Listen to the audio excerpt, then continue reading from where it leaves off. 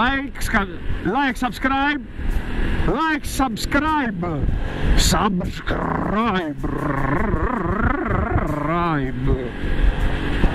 Like, subscribe.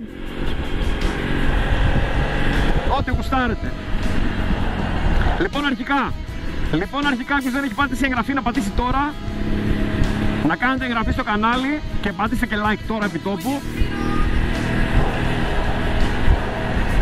Λοιπόν, όποιος δεν έχει κάνει εγγραφή στο κανάλι, θα πατήσει τώρα εγγραφή.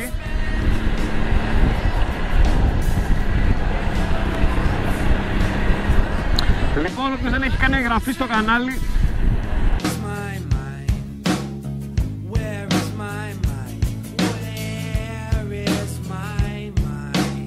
τι κάνετε μωρέ? Σεπτέμβρης ρε μάγκε, Σεπτέμβρης. Έχει πέσει θερμοκρασία. Και επειδή το Σεπτέμβρη είναι όλα τα πρωτοβρόχια, εντάξει, δεν θα σας μιλήσω πάλι για βροχή, αλλά στο τέλος τσεκάρετε και αυτό το βιντεάκι που θα βγει εδώ πάνω για τη βροχή. Λοιπόν, επειδή βλέπω πάρα πολλούς έτσι μικρότερους ηλικία και μου στέλνετε μηνύματα και ζητάτε πληροφορίες από ταξίδια που κάνει στο εξωτερικό και αν είναι εύκολο και τα σχετικά, λοιπόν, θα τα απαντήσω όλα, αλλά όχι τώρα. Πρώτα θα σας μάθω κανόνες συμπεριφοράς, ρε μάγκες. Πρώτα πρέπει να μάθουμε να συμπεριφερόμαστε σαν μοτοσυκλετιστές, έτσι. Και μετά κάνουμε όλα τα υπόλοιπα. Δηλαδή ένα παράδειγμα, ας πούμε, είναι ρε φίλε, άμα δεις ένα πεζό και θέλει να περάσει από μια διάβαση και δεν έχει φανάρι, εντάξει, σταμάτα να περάσει ο πεζός. Τώρα αν έχει φανάρι και είναι κόκκινο και περνάει ο πεζός, εκεί τον επατάμε και σπινιάρουμε και πάντο να τον κόψουμε στη μέση. Είναι το πιο εκνευριστικό πράγμα αυτό, έτσι. Όλοι πιστεύω το έχουμε διαπιστώσει αυτό. Ότι ρε φίλε, οι πεζοί πάνε σαν ζώα. Έχεις γαμημένο κόκκινο ρε φίλε, μην περνάς, γιατί άμα σου την παίξω εγώ με 60 χιλιόμετρα. Δεύτερο, να ξέρετε ότι δεν χαιρετάμε ρε μαλάκες με τα φώτα. Δεν ανοίγουμε τη μεγάλη σκάλα, δεν χαιρετάμε έτσι. Αυτό το κάνουμε όταν δούμε ένα μπλόκο και θέλουμε να ειδοποιήσουμε τον άλλο τον άνθρωπο που έρχεται, που δεν φοράει το κάρνος του, που λάθος είναι αυτό. Τέλος πάντων, και θέλουμε να ειδοποιήσουμε λοιπόν τον άλλο ότι έχει αστυνομία.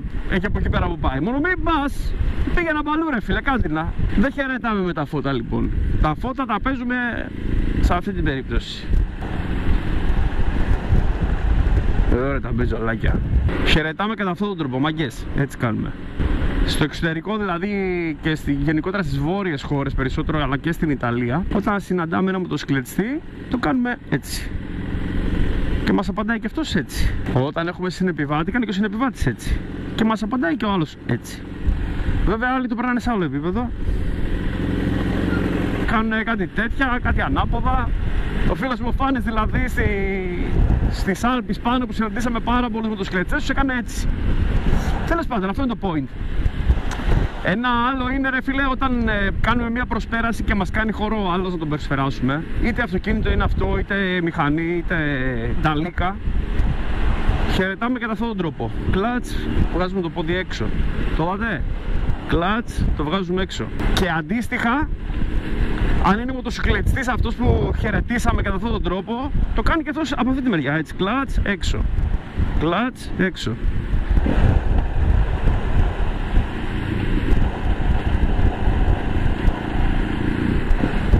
Αυτά είναι δύο-τρία βασικά πραγματάκια. Αυτά είναι οι πιο βασικοί χαιρετισμοί. Βέβαια, οι μοτοσυκλετιστές έχουμε ένα δικό μας τρόπο επικοινωνίας, έτσι. Να κόψουμε ταχύτητα, να κάνουμε σχηματισμούς, 2 στίχοι ή 1. Υπάρχουν κάποια διαγράμματα που δείχνουν επακριβώς το πώς επικοινωνούν οι μοτοσυκλετιστές μεταξύ τους, εφόσον δεν υπάρχουν ενδοεπικοινωνία σε ένα μεγάλο γκρουπ μοτοσυκλετιστών. Θα σας το βάλω, θα ψάξω κάπου να το βάλω να το δείτε. Ή φωτογραφία ή κανένα link αν βρω. Λοιπόν, όπως σας είπα, να τσεκάρετε το link στην περιγραφή για το βίντεο για την οδήγηση στη βροχή. Και εγώ κάπου τα έχω διαβάσει αυτά, έτσι. Τα έχω μάθει και κάποια πράγματα από την εμπειρία μου τόσα χρόνια στις μηχανές.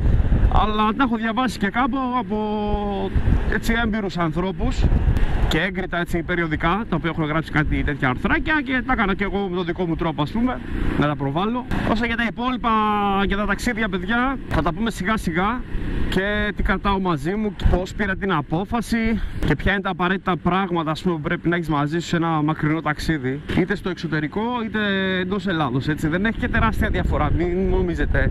Απλά τα μέρη είναι διαφορετικά. Η φιλοσοφία το να ταξιδέψει με τη μηχανή είναι ίδια. Είτε κάνω κύκλους στην Κρήτη γύρω-γύρω 15 μέρες, είτε φύγω από εδώ πέρα και παίξω μια και ξαναπάω στο Γιβραλτάρ, ας πούμε, είναι το ίδιο πράγμα. Ένα τελευταίο θα πω ότι αν, ας πούμε, θες να κάνεις κάτι, ένα ταξίδι, να αγοράσεις μια μηχανή, να πας μια μεγάλη βόλτα ή μια μεγάλη εκδρομή, να επισκεφθείς ένα μέρος, μην περιμένεις, ρε φίλε, να είναι όλες οι συνθήκες ιδανικές για να το κάνεις. Ποτέ δεν θα είναι ιδανικές συνθήκες για να κάνεις κάτι. Έτσι δεν είναι?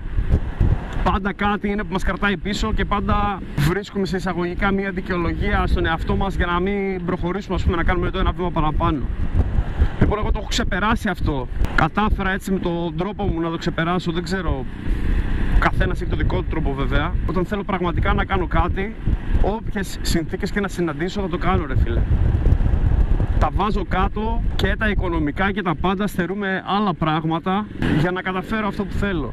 Αλλά είναι να το θέλεις πραγματικά αυτό. Οπότε μην περιμένετε οι συνθήκες να είναι ιδανικές και όπως έγραψε και ένας μεγάλος συγγραφέας, είναι μεγάλη αμαρτία να μην. Έτσι δεν είναι? Λοιπόν, αυτό ήταν το βίντεο. Ελπίζω να είστε όλοι καλά. Μικρό αλλά περιεκτικό, πιστεύω, έτσι. Ελπίζω να πέρασα τα μηνύματα που θέλω να περάσω. Like, subscribe. Όποιος γουστάρει σπρώχνει και κάνει μια κοινοποίηση. Κάτι που ξέχασα. Από αρχές Σεπτεμβρίου και για κάποιες μέρες θα βρίσκομαι για περιορισμένες εμφανίσεις στην Αθήνα.